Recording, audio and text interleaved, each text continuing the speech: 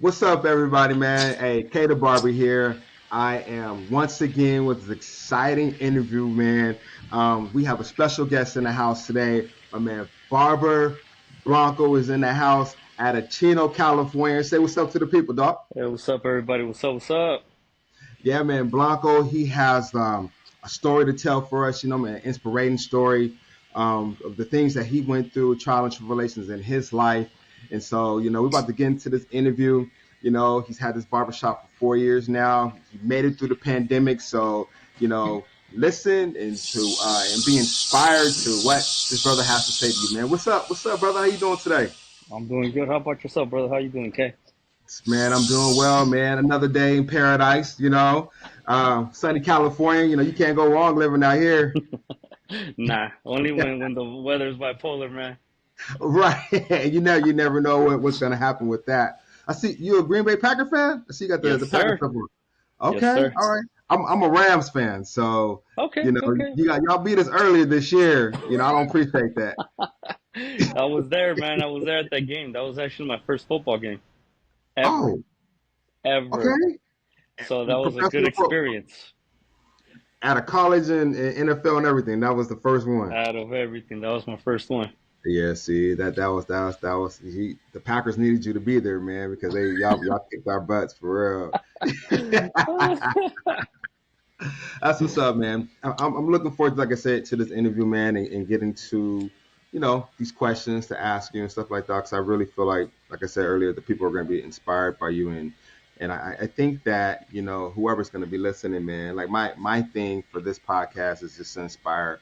If I can get one person to be inspired to stay in this industry, because I know the struggles of it. Like I said, we went through this pandemic for 4 years, like 4 years ago, and it was a struggle for a lot of people.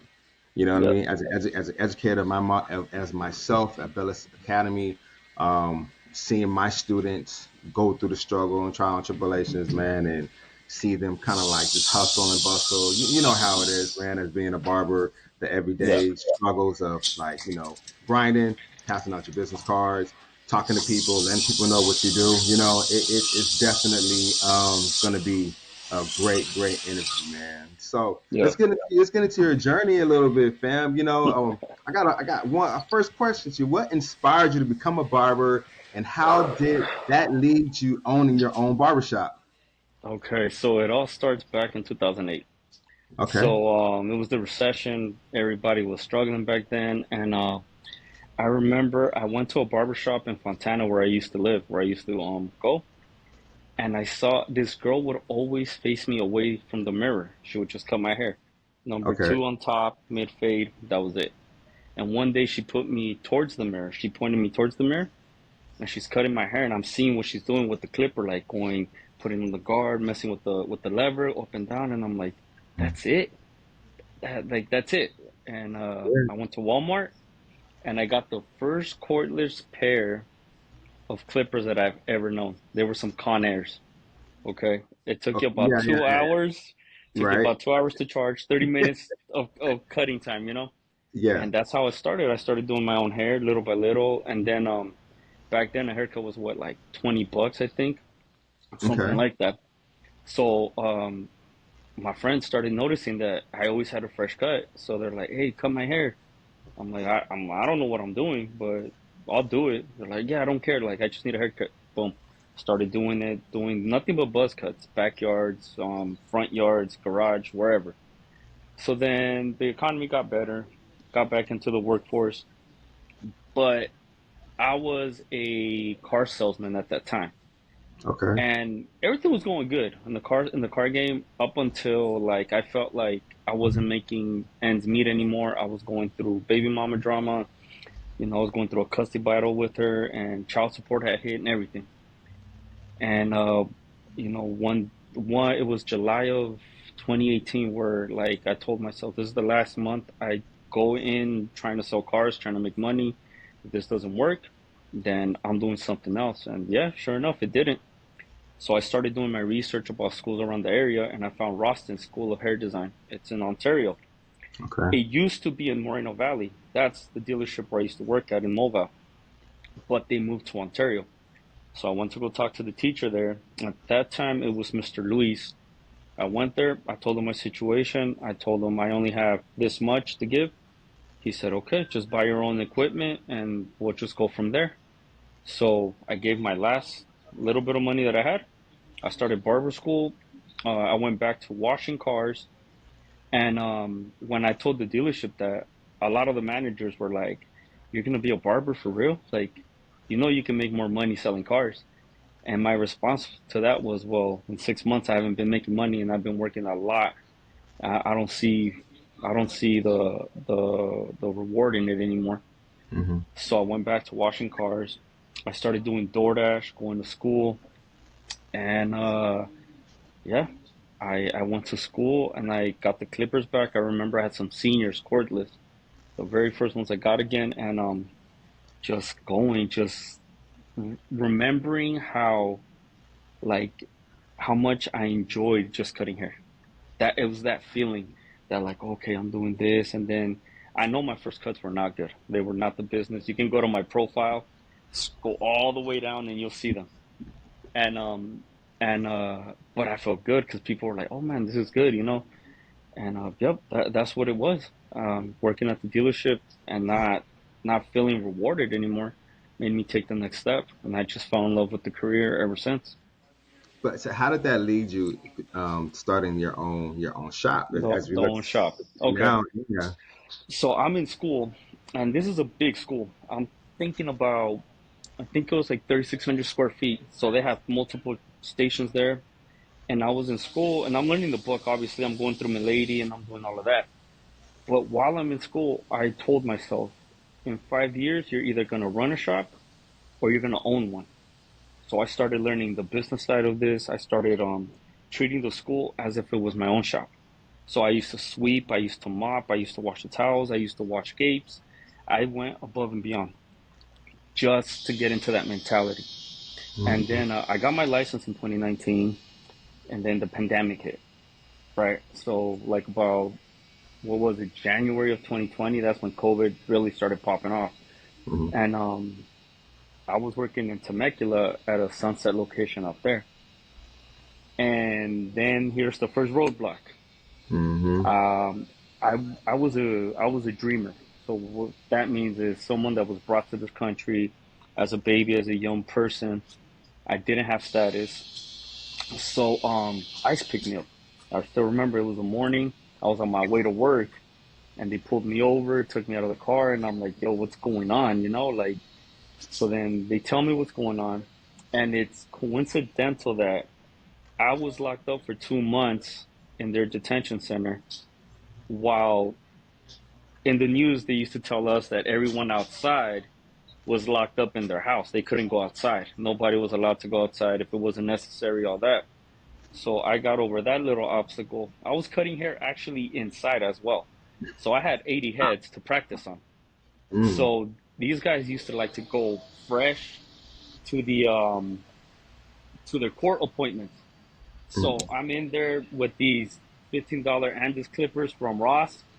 I'm missing a one guard. I have to make shift and learn how to use all these things, right? And then I got out. So when I got out, I already had got my technique down.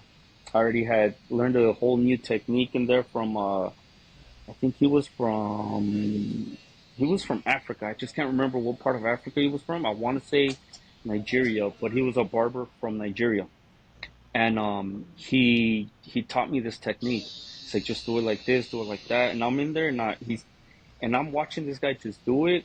He was locked up in there for 4 years, and this Mm. guy had it down. He had it down, so I'm learning from him. And he's like, just remember these steps, and you'll do good. When I get out, I go back to work in Temecula. And out there, shout out to my boy Courtney, King Combs. I used to sit next to him to learn how to like cut. He would tell me slow down. He would tell me like, yo, just relax and don't go too fast. So I was trying to get into the groove of it, right? So then came September of 2020, and the opportunity of this location came up. to remodel, redo the whole thing, and open up a brand new shop in the middle of the pandemic. Hmm. Okay, so I got here. This used to be a barbershop. It didn't have the best reputation. A lot of people knew it as the party shop. Where you Hmm. came and kick it. This is where you came and get a cut, you chill, and Hmm. you were just here with your boys. So I remodeled the whole thing, and it didn't look like this at all. It had like a whole different thing. I don't know if you could see, like right about right there. There used to be a big old logo, right there. Hmm.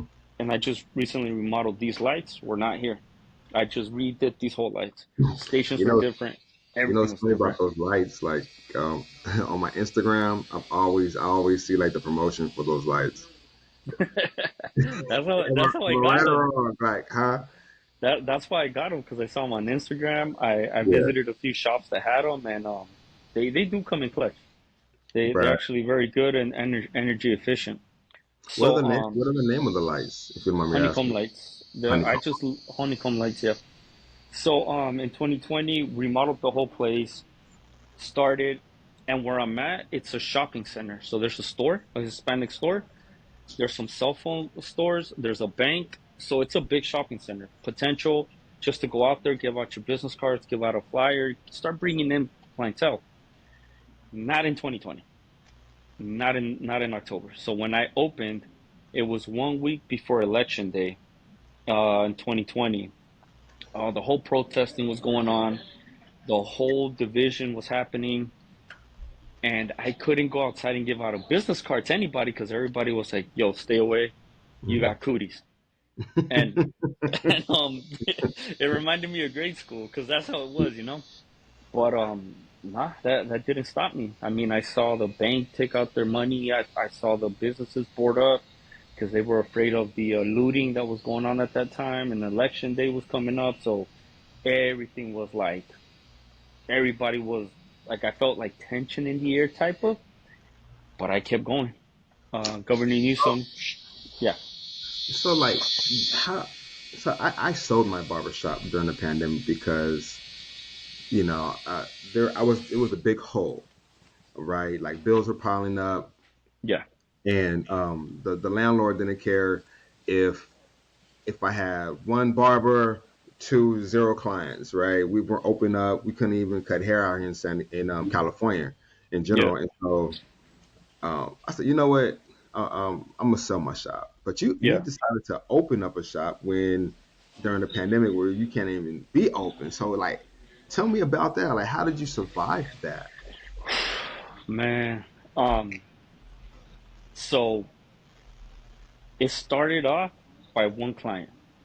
Everybody was looking for somewhere to go, and like you said, we weren't supposed to be open. So I did my research on, okay, I know I'm not supposed to be here, but just in case anyone shows up, what can I do to prove to them that I'm keeping the public safe? So I had a box of the masks. So each client was a new one. I don't liking I didn't like wearing gloves really back then cutting hair because I felt like it was harder, but I had to do that. I had multiple hand sanitizer stations so everybody can just wash their hands. And then each station was exactly 6 feet apart. I measured it down to a tape measure, make sure that it didn't matter where the client was being swiveled around, it was still 6 feet apart because that was the rule back then. And Hmm. even in the lobby, instead of having like a couch, I had chairs 6 feet apart. I offered the masks. I always sprayed the Marvicide spray all the time. I mean, I had the shop tip top clean every day. The moment I walked in, the moment I walked out. And every time that a client did come in, if I gave them the option, you can take off your mask, but I'm gonna put one on and I'm gonna cut your hair, and they would be okay with that. And that's how I did it. That's Hmm. how it was the first few weeks until the governor reopened the state, or reopened at least San Bernardino County. Hmm. Yeah. I think even in San Diego County, it was kind of the same. I think it was the whole state of California because I remember even though I sold my shop, I still worked there, and so the owner had to close, reopen back up. It was like, do you remember when it was like Fourth of July weekend when everybody went out, just hung out, and just Oh, kicked it, yeah. and then like the actual numbers started skyrocketing again, and then the governor Yeah. was like, nope, not again. You know what I mean? So then we Yeah. closed down. I think we closed down at least maybe until like close to like November. I mean, for a minute, it was for a Yeah. minute, but then we reopened up for Christmas, and then we got closed down again. It's like it was just kind of crazy during that time, right? So as you know, opening up and closing, going back and forth with your business, how did you know keep a positive work culture in the shop for your team and barbers? Well, in the beginning, it was just me. And then I started getting help because obviously I needed the help. So I used to be in the front, empty chair, then the next guy in the back. And then we educated the public. Like, for Mm-hmm. example, the cool care. We used to tell them like, yo, this is hospital grade. This actually kills a lot of airborne pathogens. And we kept the door open because they said that you needed like fresh air to come in and out. So we would keep the door open. We would tell them like, look, we spray this all day on our machines. We wipe down every after every client. We did that, and that the public started like seeing that we were trying. So the Mm-hmm. public were seeing that we were doing our best to keep everything tip top and making them feel secure about coming in. And after that, I would tell the team, I'm like, if you guys feel sick, don't come in. Like we don't want that. Like just if you don't feel good, just stay home. It's fine. Believe me. We had to give them breaks on the rent if that was the case. Like kind of like I don't know, give them like a little break on it because obviously we didn't know much about COVID and all that stuff. So I would hook them up, like I would prorate it, or I would tell them like, "Hey, don't worry about it this month. Like, let's just get well and come back. Wear your mask, wear gloves, do whatever it takes us for us to stay open and for you to keep providing because we're 1099, so we didn't get all the breaks that everyone else got, you know. So we had no choice. No, I feel you. I feel you on all the breaks, man. But even like because you opened up after, I think it was a certain, it was like February of 2020. I think if you opened your business after that time, you weren't able to receive any assistance No, from the state of California. you weren't So, able so to for get anything. you, like opening up, when you said October in 2020, you were probably like, dang, okay, I don't have any clientele.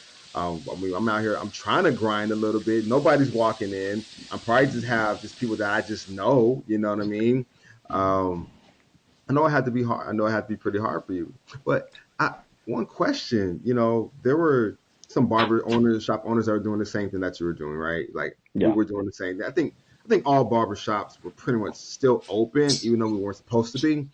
yeah. But there was a couple times where State Board caught these barbershops and Hmm. wrote them a fine and anything like that. Were you nervous that State Board was going to come in and shut you down? Oh man, yes, big time. Right. So, like I told you, like where I'm at, I'm able to see like the whole parking lot. Mhm. And every time I saw little silver like Prius or little silver like Chevy electrical car, I was like, please don't let it be. Please don't let it be skateboard. Like I was so nervous, man. And now I have like a big decal on the outside of the shop, and I have tinted windows. Back then, it was just straight see through. So even if I try to hide, I couldn't. And there's no back door either. So there was no way of me running, nothing. I was a sitting duck right here, man, and it was scary. It was scary around that time. Yeah, I remember the time too. We actually we got some plastic, like a black plastic drapes, and we had like 13 feet ceiling, right? So it was like Yeah, it was super tall, and so we just bought these huge drapes, man, and it was blacked it out. You know what I mean? And it was sort of like people would knock on the door, and then yeah, you would like. you go like this, like where's Waldo or whatever, and kind of see who it is. And then we was like, okay, he's cool, so we let him in. But yeah, Yeah. those times were kind of crazy, man. Like, well, I mean, I could look at the barbershop owners and the people that stuck through it, man. It was definitely, It was tough. scary because a lot of people, I always told a lot of customers, have you heard anyone get COVID at a barbershop, at a nail shop, at a hair salon, something like that? And they're like, no, actually, I haven't heard anything like that. I'm like, okay, it's because we're trained. We're trained in school. In school, we do not go to learn how to cut hair. A lot of Mhm. people think that that's what we go to school for, and I'm like, no, it's actually quite the opposite. We go to school to keep the clientele safe. Like if we cut you guys, we gotta know what to do. If we gotta learn how to clean our combs, we gotta know how to clean our machines. We have to clean our clothing a certain way, the drapes, everything. I'm like, it's more about how to keep the client safe and knowing the chemicals we use to clean our stuff. I'm like, I'm like, they're hospital grade, so they're very strong. So I would tell them, think about it. I'm spraying Cool Care every 10 minutes. That means this is spreading throughout the shop. So if there is a germ out there that's like lingering around, most likely it's going to get killed by the cool care. It's not going to really come into contact. And that's what I would tell people. I started educating myself more on the barbicide and the barbicide sprays. I started, obviously, we couldn't find Lysol. So I had a makeshift. I actually did the mixture of barbicide in a spray bottle and I sprayed down the whole shop, the handles, the bathroom, the top of the stations, the chairs. I mean, a lot of barbers would tell me, it's like, yo, you're gonna mess up the leather on the chair. I'm like, that's fine. I'm like, a chair is replaceable. I can go get it redone. That's not an issue. But just to show people that I was taking those extra steps to make them feel safe, and more people came in. That's how I honestly won the client's trust. Yeah, it was kind of crazy. Remember, everything was out Lysol, but you go to a barber supply, like the barber supply had all types of disinfectant stuff. It had gloves, you know what I mean? It had everything you Yeah. need, man, to keep yourself safe. So I used to just go to the barber supply to get all my stuff, man, Yeah. even for the house, for the barber shop and for the house. It's just like, oh, don't worry about it, babe. Yeah, I know where to get this type of stuff, but I wouldn't tell anybody because that was Yeah. my own little secret. And it's wild because that's how it felt. Like if you found a little spot that had everything you Yeah, yeah. needed, you didn't tell no one. You'd be like, oh no, man, like I got this from somebody. You Right, wouldn't say exactly. anything. Yeah, exactly. Oh man. So, you know, being a barbershop order through the pandemic and everything, right? So how did you um balance that, man, of being a barber, a business owner, and a leader? It's not easy. It really to this day it's not easy. Obviously you got to have a positive mindset every day. Hmm. I'm a person that something negative can be thrown at me, anything negative, and I'll see the positive in it. I've always said that failing is just a lesson. Is quitting is when you've just given up. And I'm not a person that gives up that easily. I try to motivate my guys all the time, especially when they're just first starting off. I always remember where I started. I started in a salon, making $6 a cut. And I remember those days where I was like just scared of going in and cutting, but I always tell everybody we all started somewhere. Everyone started somewhere, and then eventually you're always looking for that break, you know? So when someone that just got their license comes and asks me for a chair, I ask them a few questions. It's simple. Are you willing to put in the time? Are you willing to learn? And are you open to criticism? If they say yes to those three, then they get like a little probation period to see if it's true. See if you're willing to put in the time, you're willing to put in the hours. How are you going to react when the customer tells you, "Oh, you know what? I don't want you to cut my hair. I want him." You know, um, that's a big as a leader, you have to learn how to do that to keep your people motivated and to show them like you're not just the owner, but you're here to like pump them up and tell them like, hey, I've been here. I know that feeling. I know how it feels to mess up. I know how it feels to sit around all day or stand up all day and maybe get one cut if you're lucky. But I always I try to always emphasize like it will get better. Just keep putting in the time, putting in the work. Don't worry about if whether you're gonna make enough this week or not. Everything comes as time goes. And if you believe that everything happens for a reason, everything starts falling into place. And when you least expect it, your books are full, you start getting calls to the shop, and people start hitting up your phone. I'm like, and always post, post, post, post. I always tell them too, go to my Instagram page, go all the way down, go to the very first cut I did. That's my cousin that I cut up, and I messed them up. It's not that bad, but you obviously see a little bit of where I could have improved. But that's not the point. You see more and more of my cuts, and you start seeing like, okay, he wasn't afraid, and you keep looking, and then you start seeing the improvements, and then you start seeing that it gets better and better and better, and all of a sudden you're going through everything, and you see my improvement to where I'm at right now. And I've only been doing this for 5 years, and I still don't consider myself the best, or I want to be the best. I always try to do my best. And some people always tell me like, "Man, you're the best. You're this. You're that." And I'm like, "Man, thank you, but I'm trying my hardest every day." That's the mindset that I have all the time. No, that's good. I like what you said is about earlier when you was talking about the probation period, right? So as a business owner, why do you give your newcoming barbers a probation period? Because it's all up here. In the beginning as a barber, it's all a mental game, man. It's like you're going from you're being hyped. You're in the shop. You're like, all right, cool. I got my station. I got my tools. I got everything to go. I'm ready.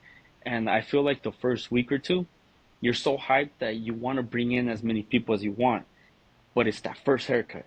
It's that first haircut in the chair that you freeze, and you're there trying your best, and then what you're in your head, you're thinking like, oh, I've only been here 20 minutes, and all of a sudden you look at the watch and you're like, oh, I'm going into an hour, or it's been more than an hour, and your client's there, and sometimes you get the cool guy that's like, he's not complaining, and then you got the one guy that's like, yo, you almost done, you're hurting my neck. I always think that the first couple weeks are the ones that mess with you, especially if you're coming from a 9 to 5 job, because at least you've clocked in and you know you're going to get paid that time. Here, you're not getting paid. It's whatever what as many cuts as you make is what you're going to make. So I give them a probation period because I like to sit down and talk to them like, hey, how's it going? How do you think it's going? This, and that. And sit down, see what we can do to improve, what we can do to make it easier for you. And after those 90 days or whatever time I give them, sometimes we don't even make it to the probation period. When I see that motivation keep going, and I see that they're improving, and that they're just doing better, and they start believing in themselves, then that's when I feel like, okay, they're getting into the groove. No more pressure, no more this of like, oh, you still got 2 more months to prove to me. It's like, no. When you're ready for this, and you're saying I'm gonna go 100% in, you know it because you see it. Because I've seen it so many times that I kind of know when someone is actually when someone's actually gonna be here for a long time, or who's just gonna like just give up on themselves and be like, man, this is not for me. And I've seen quite a few people do that. Now, I do know, as a barbershop owner for 10 years, I've seen quite few barbers come in and out of the shop, right? It seems like it's the ones that get there on time, and it's the ones that just sit and they'll wait and they'll just wait. And like you said, they might just get one, two heads a day, but they'll come the next day, they'll sit and they'll wait, right? Hmm. It seems like those are the ones that are like, okay, I'm here for the long haul, and like no matter what's happening, right? that I'm here to stay because this is what I want to do. And it seems like it's the ones that don't get their own time. They get there whenever they have an appointment, right? They get right out of school. They think, they should just have somebody in the chair. So that's when I'm gonna get there. They leave. They get there late. They leave early. They miss days, right? And it seems like those are the ones that kind of fall off because they like you said, they want that money really, really, really Hmm. fast. Is that what you Exactly. see as well? Yes. So in school, like I told you, like I started paying attention a lot to the business side of this. So my teacher told me usually new barbers last less than 5 years because they think it's a fast way of making money. They think that their first year is going good, their second year they're doing a little better, but once they get to a certain time, he told me 3 or 4 years in, this person starts losing motivation. This person starts thinking that they're better than everybody. They think that they have everything figured out. And I started seeing that. And I started noticing that there's barbers that actually love this, and then there's the barbers that just do it for the money. And you can literally put them to the side and you know who they are, and I saw that. I saw the ones that were doing it because they actually love it. They show the same type of enthusiasm that I have towards it. And then they're the ones that are just doing it part-time, or they're doing that as a hobby, or they're just doing it because that's the thing to do right now. So I definitely see both sides to it. Right. Yeah, me too. So like we were just talking about you, how you went through the pandemic and you survived, right? And I just remember before the pandemic, haircuts were $30 to $35, right? And Yeah. then the pandemic hits, now haircuts are like 50, $60, right? So I wanted to ask you, like, how do you approach pricing in a way that values your work while staying competitive? I'm glad you asked that question, bro. A lot of clients ask me this. A lot of barbers ask me the same question. How do you know when to go up in price? And I tell everybody it's not only your work, but it's gonna come down to your experience. It's gonna come down to you proving to the community and to the clients that you're someone they can depend on. That is number one. If you're at the shop, you're the first one there, second, third, or last one to leave, people know that they can count on you. It's not about just learning how to do a fade, how to do a design, or that you bought some of the best clippers out there, because clippers got super expensive now, you know. So I always tell them it comes down to when you feel it's right. It's not about whether you're in demand a lot. It's not whether your inflation or the tools got more expensive. It does not come down to any of that. For me, it comes down to like, okay, I've been doing it for 5 years. I have experience now in this game. I know I look at the economy a lot because the economy has to do a lot with, I feel like, with our careers, but not only that, it's also the place where you're at. So I look at the city where I'm at in Chino. There's so many residents. I've looked at how many barbershops are around me in a 5 mile radius, how much they charge to stay competitive. I've always said, if I'm going to charge over $40 a cut, 40, Mm-hmm. 50, 60, 70, 80, or even 100, because I know a guy that does charge a pretty penny, but this man has magic in his hands, bro. This guy, you tell him, give me a mid, high, low, he's going to tell you exactly how it looks. He styles your hair, he washes your hair, he does a facial on you, he gives you this like massage with a hot towel. I mean, this guy gives you a whole experience. But this man, one thing I learned about him was he told me, you'll know when it's time. Don't do it just because everyone else is doing it.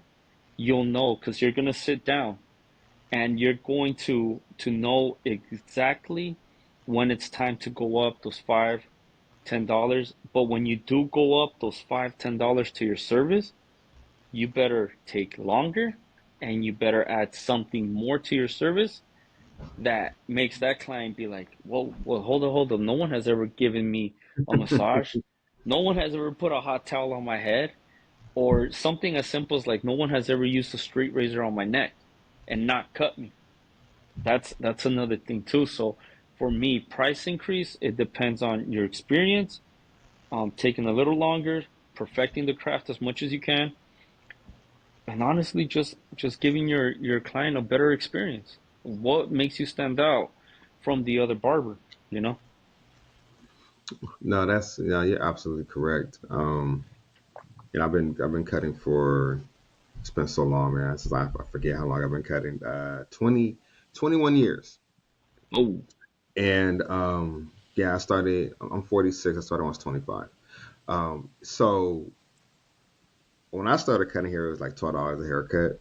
So we're talking about like '03, like the end of '03.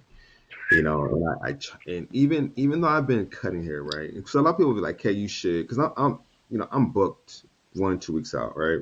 yeah, And even though people say, "Hey, you should be at like $60 a haircut," okay, you should, and I look at it, and like you said, you look at my demographics first off, and then I look at the economy, yeah, and I think I would be doing, you know what I mean, just the community just justice, right? So like I don't bash anybody that charges $80 a haircut, get your money, but like you said, yeah, that should be an experience that somebody should encounter, not just a regular haircut. Does that make sense? yeah, yeah. So, Exactly. Like, yeah, you know what I mean. So I'm around $50 a haircut, and I think $50 right now in this economy in California, the prices that like we do pay a lot for our supplies and cost of living. I think $50 is a great price point for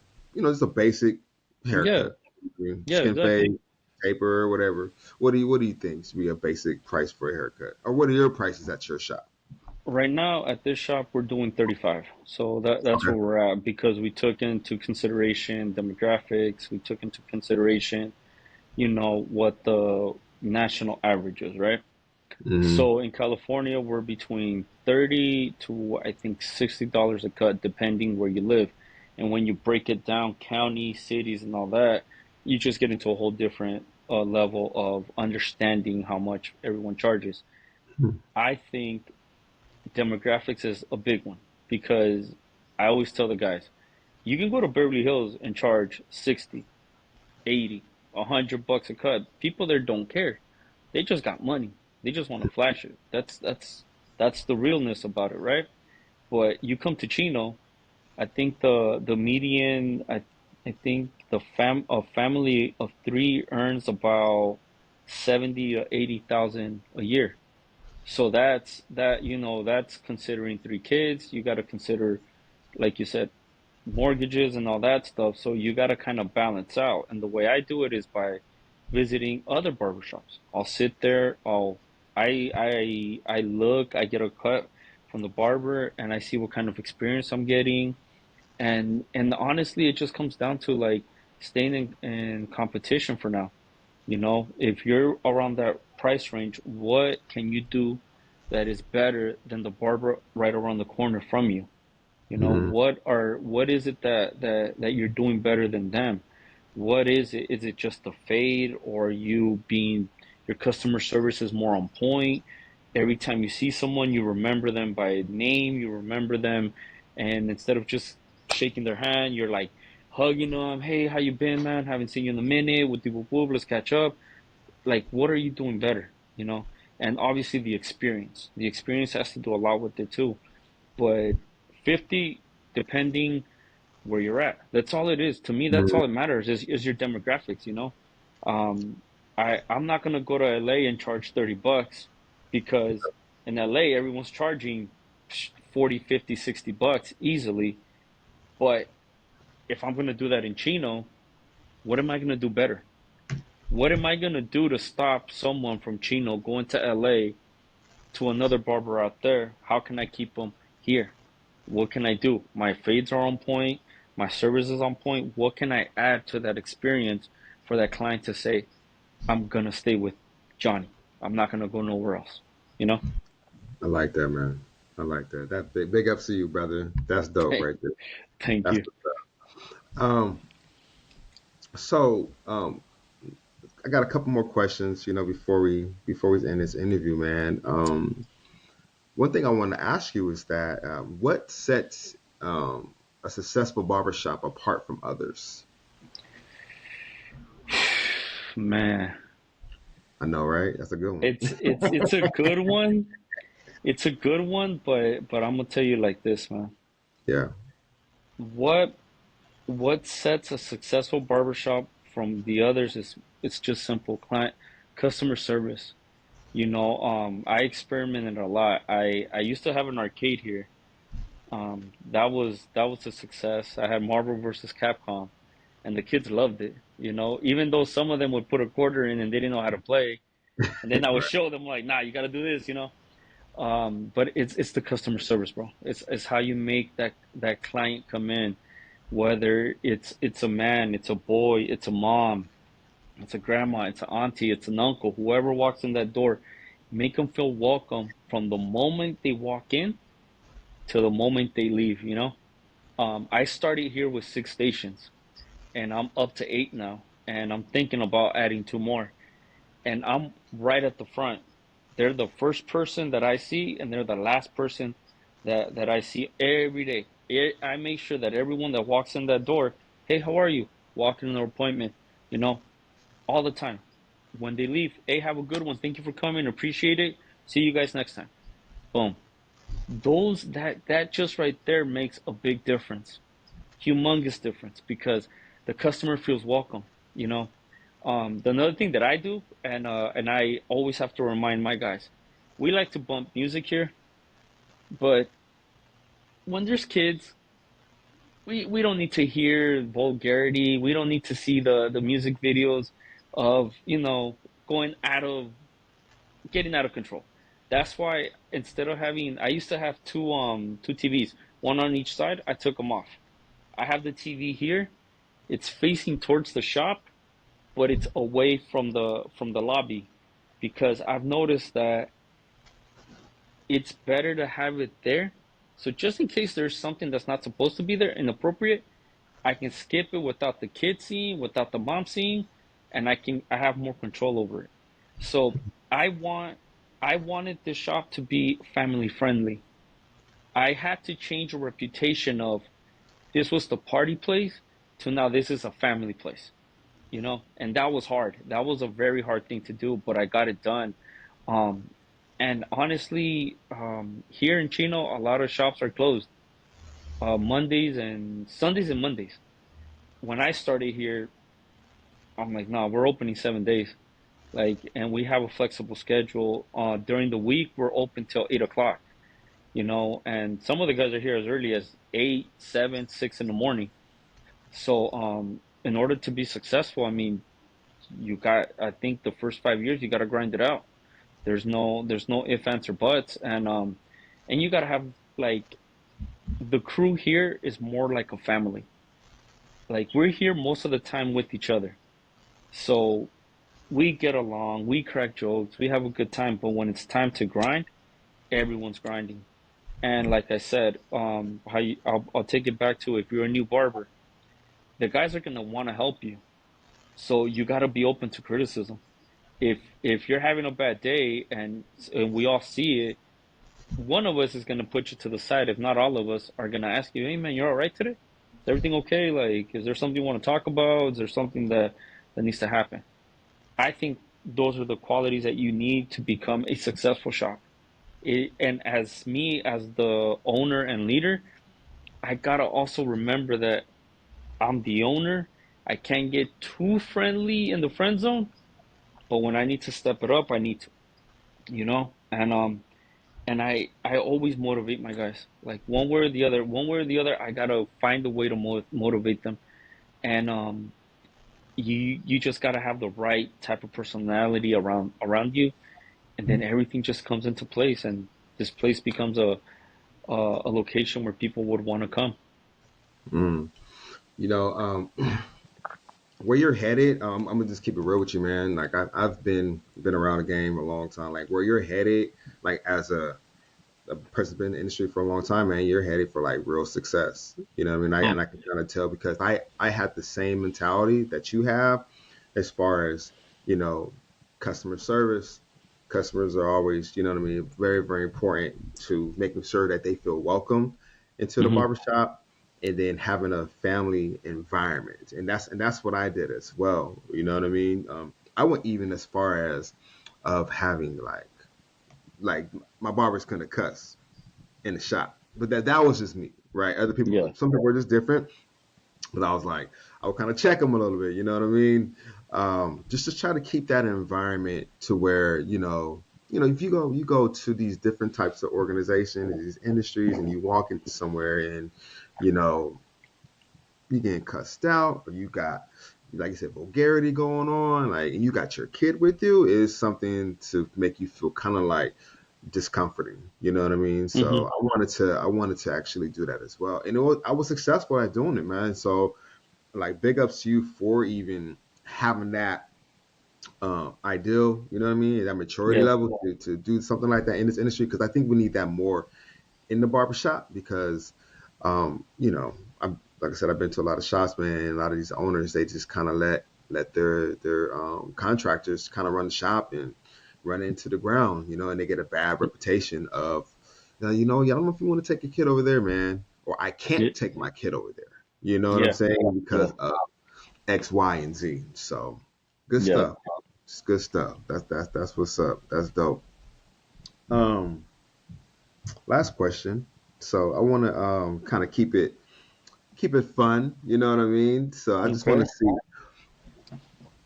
I just want to kind of just know who this person is gonna be, right? So I have a question. So if you could cut the hair of any historical figure, who would it be and why? History is my favorite Oh, see, I'm subject. on point. I'm on point today. Let's go. You're on point. You're on Yes, point. So, sir. so the most famous person, I'm gonna say Dr. Martin Luther King. Okay. I would want to know what was more in here, man. I mean, like I said, I love history. I love what he did, and he obviously stirred the pot a lot. He did. He stood up for what was right. He did everything that he needed to do to make his voice be heard. And I would definitely would want him to sit in my chair, and I would just ask him one question, one simple question: what motivates you every day? Hmm. What motivates you? What makes you get up every morning besides thanking God that you're alive and He gave you another day? Because, man, he went through some stuff. And during that era, it was not easy for anybody. So I would want to know how he found the motivation from the negativity from the day before. Forget about it. Just squeeze out all that positiveness and then take it into the next day, knowing that there's a possibility it could have ended like the day before. Like, how do you do that? Because sometimes that's hard. It's very hard. And I mean, it's. I don't know if I could have done that personally. You know what I I, mean? as That much as would have I been want to say I'm able to, right. I think I would probably like maybe go into a room and scream my heart out and something because man, like there's times where like I felt that way. I'm like, man, how do you go from like just shaking off the day before, like just be like, okay, this is not gonna happen again, and you go into the next day and you're just like, man, it's starting to feel like that one day. It's starting to feel like that again. Like how do you shake that off? Like I would really want to ask him that. I would really want to sit him down and be like, how did you do that? How were you able to walk the streets, keep your head up as high as you did, and be as positive as you were? Because man, that I just wonder. That's just something that like I think once I meet the right person, I would really want to ask him that. That's what's up, man. Yeah, that was what's up, man. Like we can have a whole nother conversation about that, right? Oh, Like bro. we can go super deep into that and get like, you know, really, really emotional with that conversation. Yeah, But we want to try to keep it light. You know what I'm saying? Maybe it could be another interview, man. You come on another one. here and well, no, I'm saying like another interview where we get a little bit deeper and we have some really, really in-depth conversations Hey, about, being black and brown people just in this industry. You know what I yeah, mean? So yeah. No, I get I you. I think get you. I think that'll be dope. I think that'll Hey, be dope. man, I heard this when I first started cutting hair. Uh, like I told you, the dude that I used to work with in Temecula, Courtney, he's a Marine. He's a devil Hmm. dog, and he black skin. And he told me one thing that I never forgot. He's like, bro, in a barbershop, it's the only place where people unite to laugh, to cry, to have a good time, or to let everything out. Right. He's like, you're never gonna find another spot like the barbershop. And to this day, man, I've had people on my chair do that. And I never forget that, man. And I think, like you said, another interview, phew, man, we can get deep into it, but I think it all comes down to this chair, the Yeah. barber chair. Definitely, definitely, definitely, man. Dude, it was an honor. You know what I'm saying? And, and, No, I, and, I, and I appreciate you reaching out to me because, I mean, if people don't, communicate with each other and try to get their story out, nobody will ever know. So yeah, I thank you, man, that you were able to get your story out, man, and just the knowledge that you have for this industry to motivate people, and I can feel that you have a real, real passion for this industry, man, and for the yeah, I barbershop, do. No, believe me, I do. and and, I and, do. and just for the people around you. I could tell you want to see everybody be successful. So Yeah, I do. I really do. I really do. But yeah, thank you for having me, man. Thank you for responding. I was actually very happy and glad that you did that day because it made my day. I was like, oh man, I'm gonna get this opportunity. It's because it's something that I've been doing, wanting to do for a long time. You know? that's what's up, man. I appreciate you, man. Like I said, it's K the Barber. Like we just need one person to be motivated for this interview, you guys. You know what I mean? So we appreciate you guys listening in. Don't forget to subscribe, to click on the subscribe button, and to like, and to send a comment as well on this YouTube page. I appreciate you. Okay, I'm out.